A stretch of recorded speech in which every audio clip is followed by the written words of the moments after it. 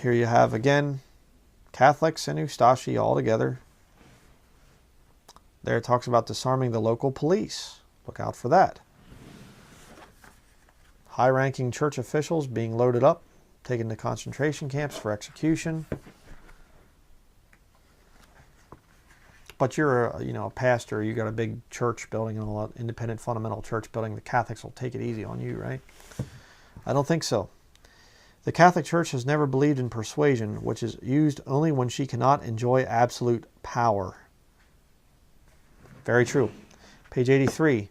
Priest Ambrosij Novak, you Serbs are condemned to death, and you can only escape that sentence by accepting Catholicism. We read that one too. Father Petar Pajic, until now, God spoke through papal encyclicals, and they closed their ears. Now God has decided to use other methods. He will prepare missions, European missions, world missions. They will be upheld not by priests, but by army commanders led by Hitler. The sermons will be heard with the help of cannons, machine guns, tanks, and bombers. The language of these sermons will be international. But that died out with Adolf Hitler. That doesn't happen anymore, right? Sure. Page 84. Dr. Ivan Sarek, the Archbishop of Sarajevo and Ustashi since 1934. In the village of Stakade in Lika, Catholic priest Morber, leader of the Ustashi, invited the Serbs to be converted to the Catholic religion. Because those who accepted his proposal to be converted showed some reluctance, the Ustashi surrounded and massacred them with rifles and hammers and threw their bodies into a ditch. When the bodies were dug up later, it was established that many had been alive when buried. Which they did that back during the Reformation years and the, Inquisition years and things like that. They'd regularly bury people alive. Sick individuals. Page 86. Priest Ivan Ragos, he repeatedly urged the killing of all Serbs, including children, so that even the seed of these beasts is not left. They consider you to be an animal.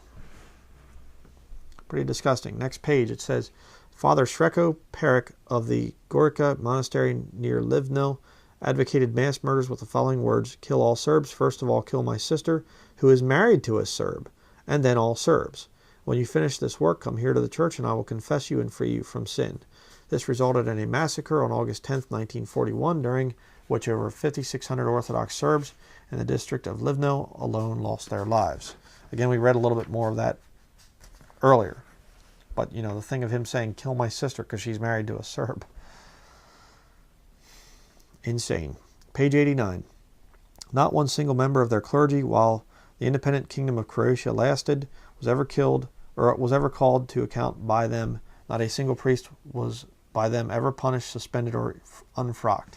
They do the same thing today. These priests are getting called all the time, molesting children, and it's just like, well, I'll just ship the guy over here, whatever, over there, and stuff like this. Same criminal organization. Page 91. In the village of Suzanjari, for instance, after killing most of the inhabitants, the Ustashi led about 20 surviving children, whom they tied to the threshold of a barn, which was then set on fire. Most were burned alive. The few who survived, horribly scorched, were then killed. As testified by eyewitness, just to let you read the name there, the Ljubomilo Milos case. On September 13th, 1941, several youngsters were impaled. Girls had their breasts cut and their hands made to pass through them.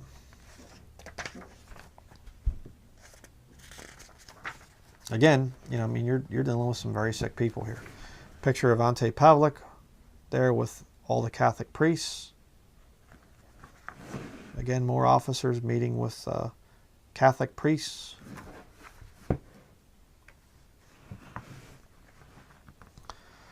This is page 96. Documents relating to their origin often having been willfully destroyed, fleeing Ustashi took a number of such children with them to their main country of refuge, the Argentine. Others were taken to Italy. There's different people that hold to a theory that actually Adolf Hitler did not die in Berlin of suicide. There's all kinds of cover-up that went on there. Couldn't look at his dental records and couldn't look at this and couldn't look at that.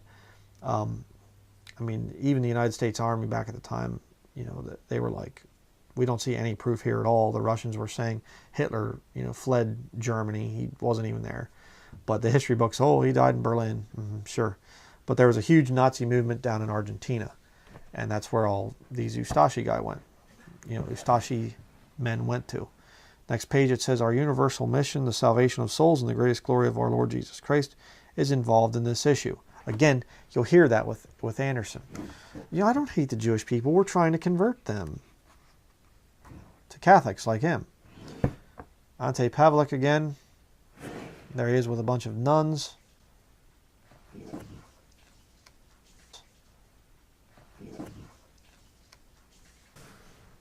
Page 100.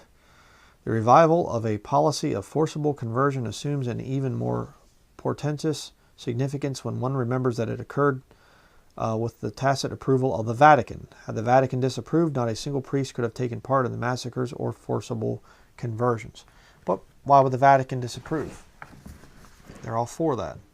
If the responsibility for the monstrous persecutions rests with the head of the national hierarchy, i.e. Stepanek, it has automatically to rest also with the head of the universal church, without whose consent the Catholic hierarchy would not have dared to act, i.e. with Pius XII.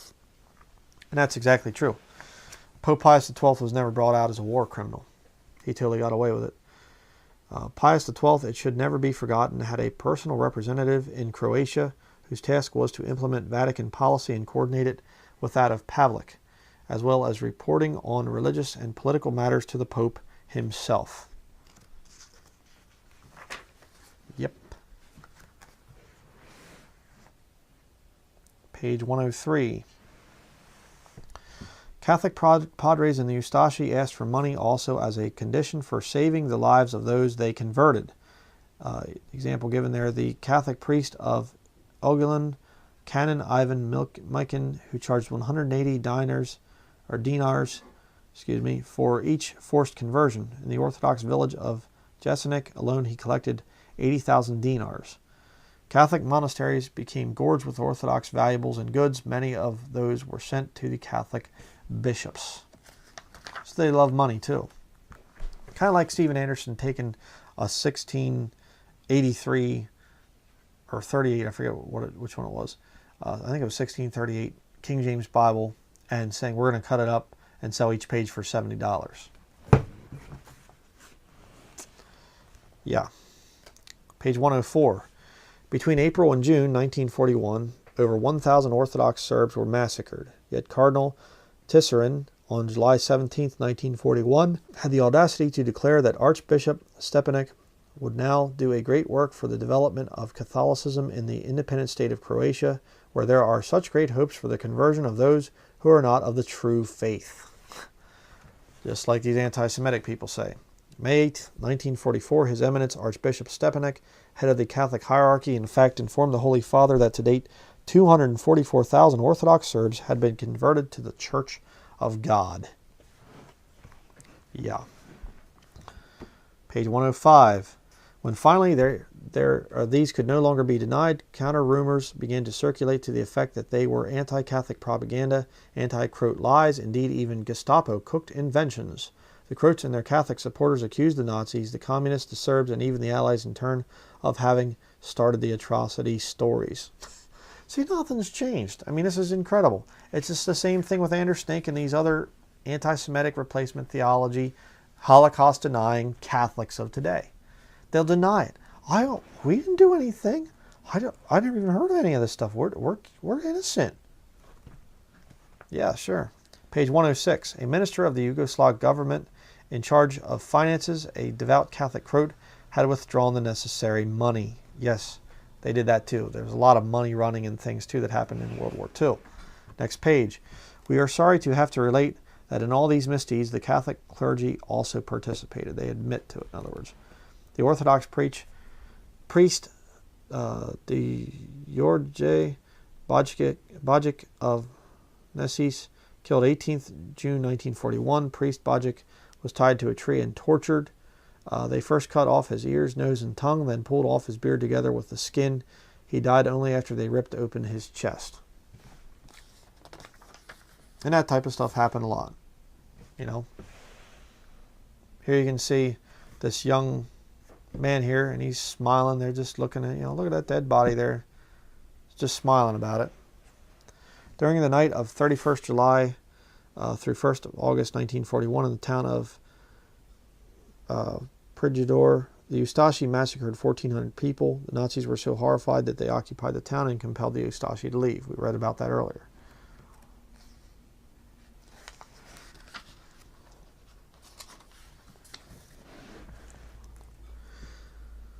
In the village of Korito, the Archbishop's records 163 peasants were tortured, tied into bundles of 3, and thrown into a pit. Some were found still alive, so the Ustashi threw in bombs to finish them off. More than 600 people were killed in and around Krupa between July 25th and 30th. Most of them had been cut to pieces with knives, axes, and scythes. In one place, 4 Orthodox Serbs were crucified on the doors of their houses, tortured, and finally killed with knives, reported the Daily Telegraph, 3rd of January 1942.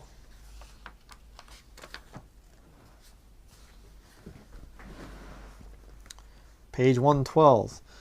Adamic could not deny the existence of photographs, but no one should believe them. He commented, "Here are his words." Kind of sounds like Steven Anderson. Oh, what about the eyewitnesses? What about the photographs? Oh, that's all just lies. But let's read here. It says, photographs of the massacres existed. I saw them. Some were horrible beyond utterance.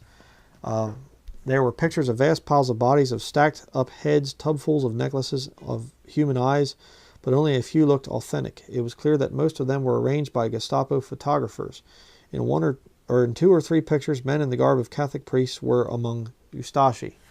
After which Adamic drew his own conclusion. All or most of the pictures, he said, were taken by Gestapo agents, who turned them over to Serbian Orthodox clergymen. The Orthodox priests reacted just as the Gestapo had expected. They must get this information to the Yugoslav government in London. The Gestapo helped to arrange this. A Serbian messenger, Dr.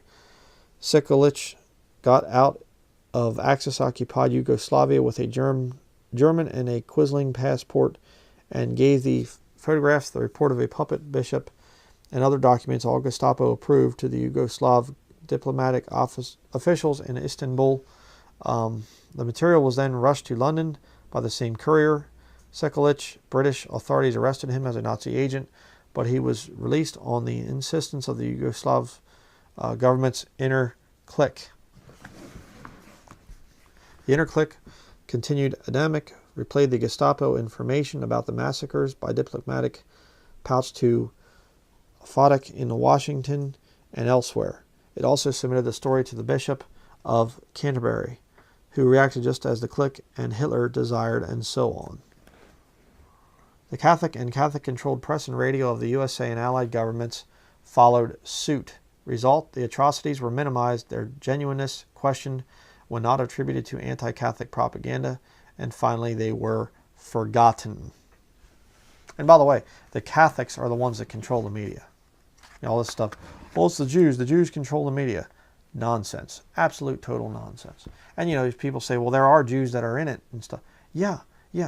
When I say that, when I defend Jewish people, I'm not saying that they're all saved, that they're all good people. There are Jews that have gone over and joined with Catholicism. I showed the big Jewish rabbi that's now been awarded this knighthood or whatever else by the Pope.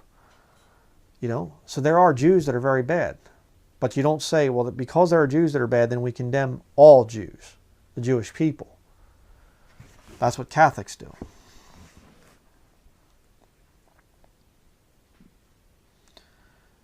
Just looking here. Talking about this man lost 25 members of his family, all burned alive. Next page, page 115.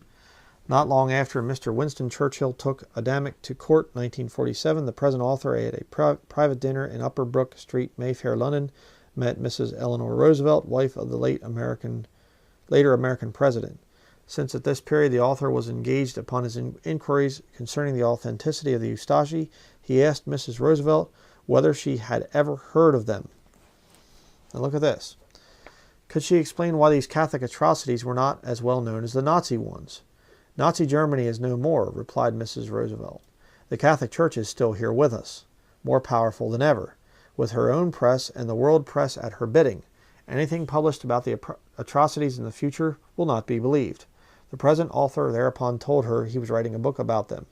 Your book might convince a few, she commented, but what about the hundreds of millions already brainwashed by Catholic propaganda?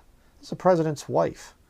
A few years later, in 1953, when the book was eventually published, although 2 editions were sold within weeks, no part of the British or American press dared even to mention it. Talking about this book right here. Mainstream media wouldn't even talk about it. But you got former President Franklin Delano Roosevelt there, Eleanor Roosevelt, his wife, she's like, yeah, the Catholics are still in power. That's why it's going to be covered up. Page 116. Utter nonsense, rubbish, and things of the past. And even if true, why revive them now? Again, see, that's another thing, one of the tactics of the Catholics. They'll do this thing. Oh, that Holocaust stuff is all crazy. There's no truth to it. And even so, why revive it? Because the same criminal organization is still in power. And because that same criminal organization that's still in power is planning to do more Holocausts. More slaughters. Page 118. Their silence cost the lives of 850,000 men, women, and children, the bloodiest religious massacre of the century. Okay? The Catholic hierarchy. Of course they're going to be silent. They're the ones that are doing things. They're the ones that are killing. Page 122. The Eustachi ran for their lives. Some were executed. Many escaped. Pavlik fled to Austria, where he was made a prisoner by the American forces near Salzburg. While preparations for his official trial were well on their way, a mysterious intervention stopped the proceedings. Why? Pavlik was released unconditionally. Pius XII, through Stepanek and the Archbishop of Salzburg, had seen to it that his protege did not suffer the fate of many other war criminals who were hanged. Pavlik, rendered immune by the powerful papal protection, traveled to Italy and found it in the Vatican City, where he waited for easier times. After a while, to avoid scandal, the Pope, now a pillar of the victorious democracies, required Pavlik to quit Rome. Pavlik went from one monastery to another in monkish disguise under various aliases, Father Benares or Father Gomez. So, the Catholics are protecting the Eustachi, as the U.S. State Department did as well. The Nazis and the Eustachi. Page 125. To give one typical example, on one single day in June 1949, Pius XII received 5 USA generals in successive audiences. Oh, our military is not controlled by the Vatican, though. Sure. Right. All these went to see not the self-styled papal Prince of Peace. They went to talk with the Pope, like them, a man of war. Amen. Yep. You want to talk about the most powerful military dictator in the world? The Pope. Down here, further down on the page, on August 27th, 1950, Mr. Francis Matthews, during a speech in Boston, called upon the United States to become the first aggressor for peace. In plain words, to launch a third world conflict, that is, to initiate an atomic war. Mr. Francis Matthews was neither a crank nor an irresponsible citizen. He was a powerful man in the American government, none other than the Secretary of the American Navy. But Mr. Matthews was also something which at this juncture was perhaps even more ominous. He was a fanatical Catholic, honored many times for his services to Catholic welfare work, and more than that, Mr. Matthews had been the head of the most villainous Catholic organization in the whole of the USA, that is, the Knights of Columbus. And as if that were not sufficient, he was nothing less than a secret papal chamberlain of Pope Pius XII. Oh, the Knights of Columbus, it's just a little do-gooder organization. They're just that little club and stuff like this, and just like the Masons and all this other stuff. Right. It's an army of fanatical Catholics. Page 128. Although only about 1/3 of the Yugoslav population is Catholic, the government saw to it that all the officials at the trial were Croatian Catholics. They control all kinds of stuff, brethren. I mean, it's incredible. Talking about Stepanek, from Archbishop became a cardinal in 1953. So he was promoted. Stepanek or whatever you want to say his name, he was promoted for his work slaughtering, people in Croatia, Orthodox people in Croatia. The appeal of the resuscitated terrorist bands within the headquarters in the USA. Again, talking about that. Terrorism is grown in America by the CIA. The CIA was founded by Catholics. It's just incredible. Page 132. Pavlik had in 1948, thanks again to Vatican help, managed to leave Europe, supplied with false documents given in Rome on an international Red Cross passport. He went to another Catholic country harboring Nazi leaders, the Argentina, in other words. Next page, page 133. The next year, as we have already seen, the United States Secret Secretary of the Navy, the secret Chamberlain of the Pope, shocked the world by openly asking the USA to start a preventive atomic war against Russia in order to liberate the people of the earth. Again, you're seeing that same kind of stuff today. Lots of talk of war. Page 135. After the main actors of the Nazi regime following the Nuremberg trial were executed by the victorious Allies, thousands of minor war criminals took cover under the protective wings of the Catholic Church. Yep. Absolutely. Page 138. Indeed, the Mafia, on more than one occasion, acted as a fairy godmother for the Vatican. The most striking case was when it helped the Vatican transfer tons of pure silver from Naples to Rome to avoid the Germans melting it down to pay for expenses of the German occupation.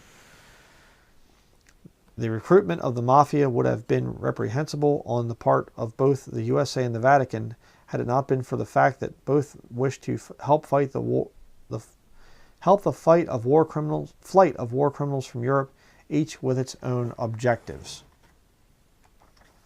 Yep, just like I said earlier.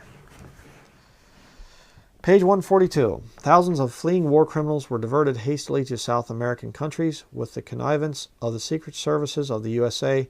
Many were helped to enter the USA itself and to settle there under different names and phony identities. I think I told this story before, but I'll just repeat it again for sake of interest. I was on a mission trip the one time down in Costa Rica, and we were out in the jungle helping build a little Christian camp thing out there.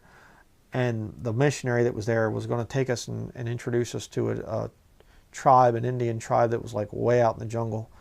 And we're like walking along back these little dirt roads and stuff, and these rope swingy bridges, over the top of the river. It was kind of interesting.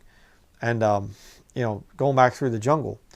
And we're just like walking along, and all of a sudden it's like there's this sign in Costa Rica, this big, huge sign going back this lane, and it's all in German.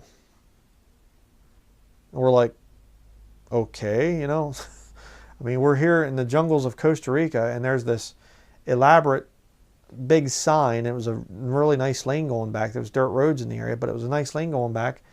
And we're like, I wonder what's back there. And we were kind of like, I guess these are some Nazis that fled the war, And I didn't even know that actually happened. So, I personally can attest to the fact that Central and South America, there's some weird stuff going on down in there. Page 144. Declassification revealed what had been suspected all the time, namely that the USA and the Vatican had helped and indeed had shipped thousands of war criminals to Australia, Latin America, and indeed to the USA and Canada even before the war had ended. The folk singer, country/folk singer, he's a new ager, John Denver. Perfect example. His dad was a Nazi scientist, shipped here after the war. John Denver's real name is Henry John Deutschendorf. Okay? He's the son of a German Nazi, brought here. Page 146. One of these was Franz von Papen, an official war criminal. Pius XII pleaded for him behind the scene, and von Papen not only avoided death, but after a few years was released. Von Papen was the leader of the Catholic Party of Germany. There's his picture.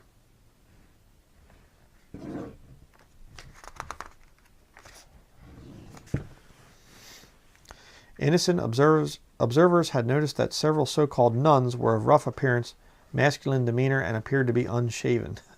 In other words, they smuggled some of these Ustashi and Nazis and things out as nuns. Nice. There's the author meeting with a man there. General Murkovich with the author. There he is again meeting with another man. Hitler, right there, meeting with a Catholic.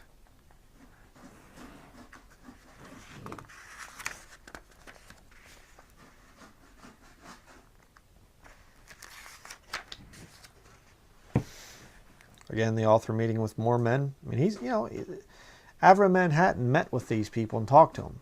Eyewitnesses, you know, which Catholics like Stephen Anderson say the eyewitnesses are lying. They're just lying, you know.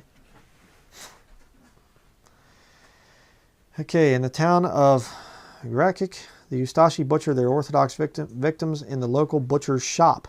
This was discovered by the local authorities owing to the rivulets of human blood flowing into the gutter. Nice. Page 155. A young man about 17 had escaped being burnt alive simply because, upon seeing a group of Ustashi coming surreptitiously into his village, he had hidden himself in a nearby ditch. He witnessed a horrific deed. The Ustashi rounded up all his family, shut all the members in a barn full of hay, and then set it alight. Everybody in it was burnt alive. Many bookshops, including Protestant ones, refused to sell the book. Fear of offending the Catholic interest had already become that great. Okay, talking about this one.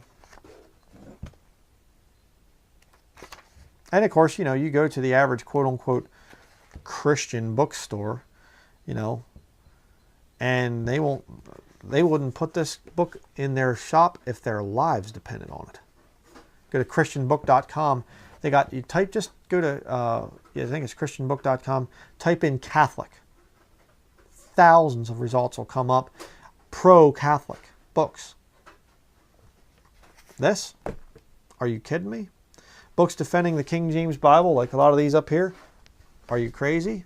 They won't sell that.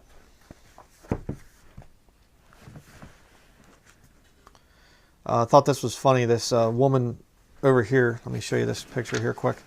This woman, Catholic Terror Today, she took the book and she basically gave it to the Archbishop of St. Paul's Cathedral, and he chucked it across the room, and the book hit a couple of Catholic nuns who made several signs of the cross. I love that. You know, he takes this book, looks at it, and then throws it, and it goes over and whacks a couple of Catholic nuns, and they're over there going like this, you know, this horrible, cursed, you know, book of truth, you know, just hit them. Here again, Avram Manhattan talking to survivors. On 13th of June 1942, the Ustashi executed the father of Sava Raid Baba in his native village of Bralovci, after which they amused themselves by torturing Sava's 13-year-old sister. This they did by choking her at ever longer intervals until she was finally strangled. Not content with it, they crushed all her bones to such an extent that most of the girl's members were reduced to almost pulp. Then they cut the tongue of another young woman of the same village, cutting holes in both her cheeks. She was eventually stabbed to death. So you say, well, I don't think it'd be a big deal if the Catholics totally took over here in America. That's what would happen. That's why we have to fight, as Bible-believing Christians, we have to fight this Catholic influence. Page 163, the ambassador told the author that such literature was no longer useful. The Croatian massacres, he said, should be forgotten. Exactly what the Pope said when he addressed the stupid little audience there of charismaniacs with Kenneth Copeland. Whatever happened in the past, well, it's just kind of in the past. Let's forget that. Let's forget it. The Lord isn't forgetting it. And they will answer. Here again, you have this guy, Cardinal Sepper. The appointment, it must be remembered, took place in 1968, several years after the Second Vatican Council, which had promoted ecumenism and unity, and during the pontificate of Pope Paul VI. Why had Major F. Sepper Probably not getting that. Maybe it's Monsignor, I'm not sure. But F. Sepper's appointment had such great significance for Catholics and Protestants alike because Cardinal F. Sepper was none other than the Archbishop of Zagreb, the capital of the former Ustashi, Croatia. He was the man who had succeeded the Archbishop, later Cardinal Stepanek, the friend and associate of Ante Pavlik, yes, the successor of that same Stepanek, who from the same episcopal see had inspired mass forcible conversions, mass deportations of Orthodox priests and laymen, and who had blessed the Ustashi murderers of more than 500,000 people. That's the sick individual there. But he's going to come together, Second Vatican Council, and let's talk about unity. Yeah, you know, let's unify, let's bring everybody together so we can slaughter them much easier that way. Page 170. The warning had been motivated by the fact that a few months before a writer who had delivered a speech from that same rostrum had been shot to death while speaking. A niece of his in the audience, who had gone up to the platform to help him, also had been shot. Don't accept impromptu invitations unless checked by the committee, he was warned. 2 days later, there took place a large meeting just on the outskirts of Chicago. The meeting was postponed for almost an hour because of the absence of the main organizer. The latter finally arrived in a taxi. He explained the cause of his delay. A bomb had been found under his Cadillac and had to be defused by the police. Okay, this is years after the war had ended here in America, and the Ustashi were carrying things out. Page 172. After the crowd had dispersed and many had bought a copy of the book, signed by the author, the present writer was having a drink standing at the bar, when he noticed a man wearing a hat whose brim hid his eyes. He had been observing, pretending to drink. After a while, when the present author was alone, he approached him with an almost feline smoothness. After a few seconds, he whispered a few words as he looked at the other side of the bar. "I came to the convention to kill you. Lucky that you said what you did." The individual had whispered these words with such a matter-of-fact and unemotional tone of his voice, that it had sounded unreal. He kept the right hand, under his jacket and had looked significantly at the bulk under it. Then, as people were coming toward us, he asked the present author for a copy of the book, complete with autograph, which he bought. Thereupon, having given a courteous greeting, he departed. The bodyguard, who had absented himself when told of the incident, froze. "He is one of the most ruthless Ustashi killers," he commented. "I kept him under surveillance all the time."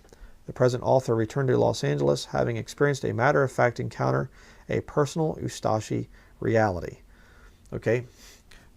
Avram Manhattan was at this conference presenting his book, and there was a man there, a Ustashi murderer, that actually was going to kill him, and the opportunity did not present itself. And this bodyguard guy had been assigned to Avram Manhattan to keep him safe, and he wasn't there at the time. Page 173. When asked to express their abhorrence for the deeds committed by the Ustashis of Catholic Croatia, they both kept their silence. Silence means approval. Talking about the Vatican, by the way, there. And if you stay silent about the atrocities of Catholicism, then you are, in effect, approving of them. If you say, well, I don't want to judge Catholics and I don't want to judge what happened in the past, then you're approving of what they did. Page 174.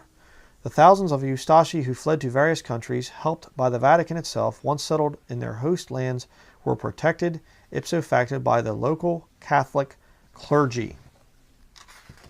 And they have done that, and they will continue to do that. Page 176. Artukovic lived peacefully for over 40 years in the U.S. and was finally extradited from there in February 1986 after a legal battle which lasted well over 30 long years, a somber spectacle of the tremendous power of the Catholic Church in America.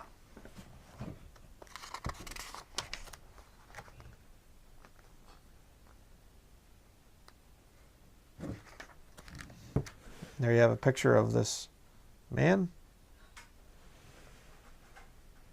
You can read that, pause it and read it. 1986. Finally got the trial that he deserved. Page 185. In 1946, Our Lady was solemnly crowned before 500,000 pilgrims. The crown, weighing 1,200 grams of gold, had 313 pearls, 1,250 precious stones, and 1,400 diamonds.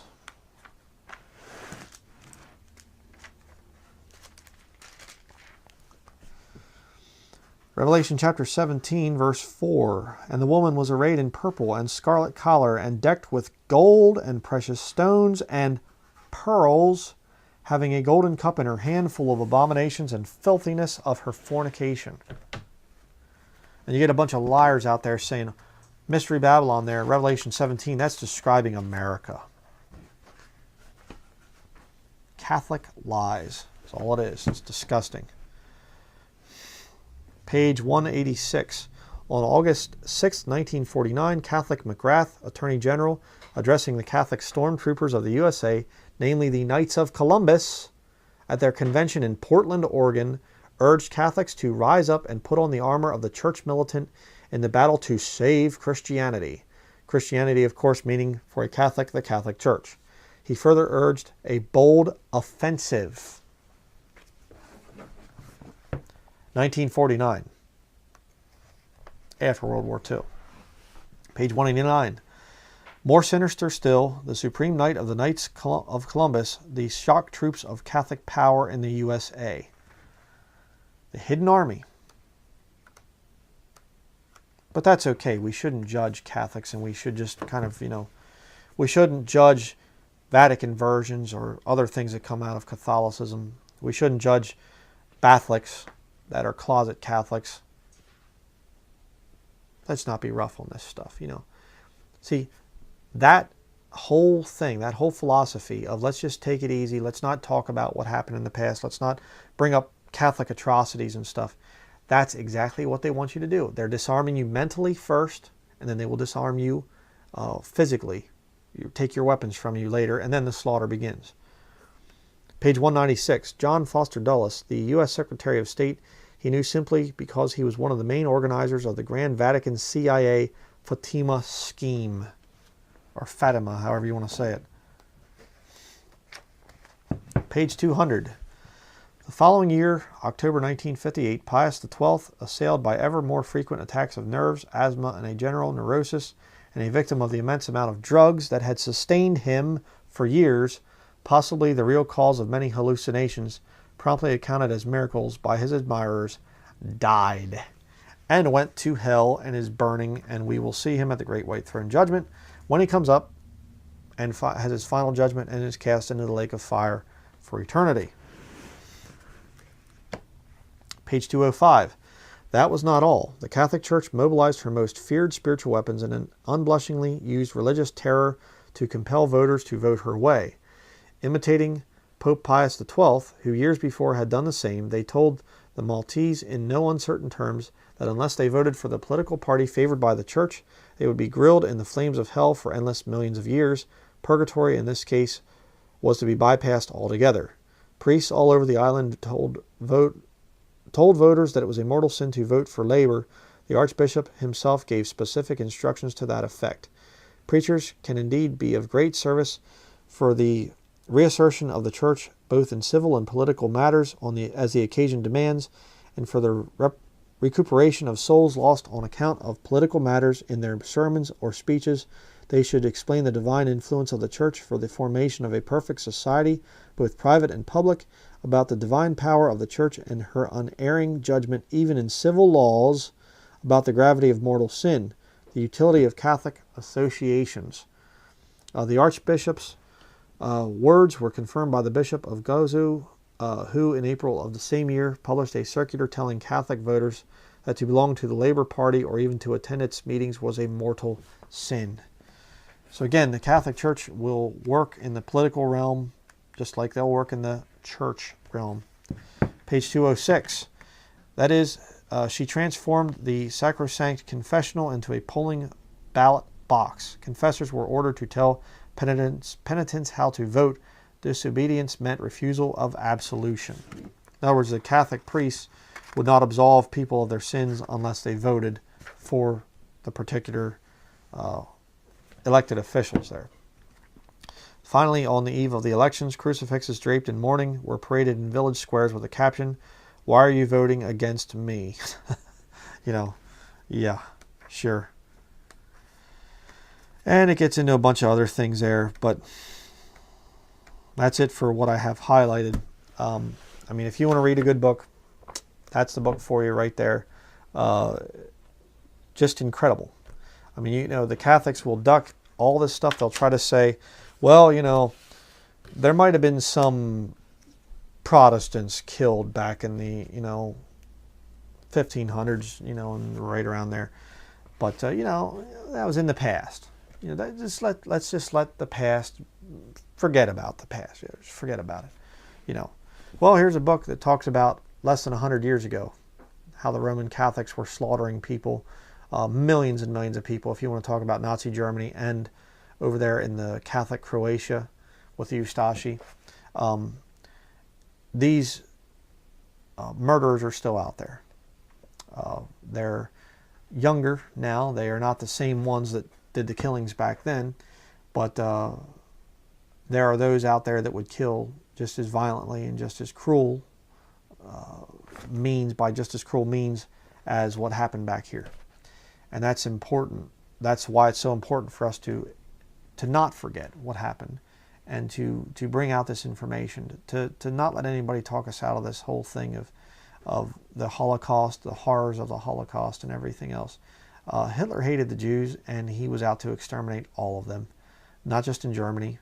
Had somebody write in one of the comments about that, you know, if it was just about German whatever, you know, just getting them out of Germany, why did he build concentration camps in Poland? You know, Hitler wanted to wipe out all Jews. I mean, you see that if you read Mein Kampf. I've talked about that in other studies. I mean, this stuff's proven. The Catholics are so busy trying to rewrite history and cover up for their bloody, horrible crimes. And that's why it's so disgusting. And that's why I fight so hard against Roman Catholicism. Because it is Satan's system. It really is. It's the most satanic system out there. So that's my book review of the Vatican's Holocaust. Very, very good book.